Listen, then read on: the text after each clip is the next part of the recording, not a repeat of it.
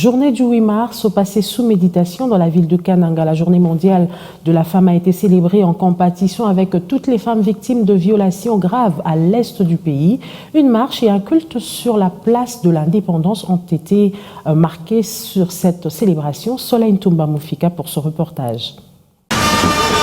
Elles compatissent en cette journée du 8 mars avec leurs pères qui traversent des moments difficiles à l'est de la République démocratique du Congo. Ces femmes venues de toutes les couches de la population kanangaise brandissant calicot sur lesquels on peut lire « Non aux violences sexuelles »,« Non à la guerre à l'est du pays » et j'en passe. Vêtues en blanc et chapelle noire, ces femmes du Kasaï central passent leur message que Nathalie Kambala-Loussé, directrice pays de FMMDI, explique. Cette couleur aujourd'hui, c'est un signe de la recherche de la paix durable dans notre pays. Vous savez que la RDC a maintenant 2 décennies en train d'être attaquée à l'est de notre pays par les ennemis de la paix de notre pays. Nous avons voulu aujourd'hui manifester la recherche de la paix à travers cet habillement de couleur blanche et ainsi que le foulard noir qui signifie aussi le deuil que nous avons. Nous avons perdu des milliers d'hommes, femmes et enfants qui sont morts à l'est de notre pays.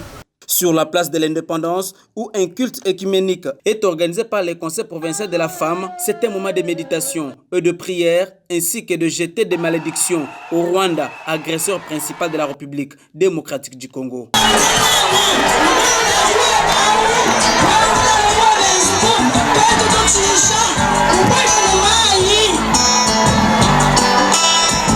Pour les partenaires, cette journée est une occasion de lutter contre les violences physiques, contre les violences sexuelles, contre les violences psychologiques et contre toute forme de pratique culturelle néfaste à l'épanouissement des femmes et des filles.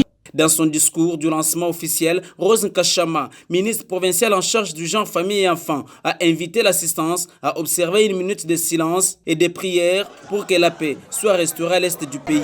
Plusieurs moments forts ont dominé cette activité, entre autres l'adoration, la prédication, une pièce de théâtre ainsi qu'une série de prières de toutes ces femmes déterminées pour sauver la République démocratique du Congo face à l'agression rwandaise.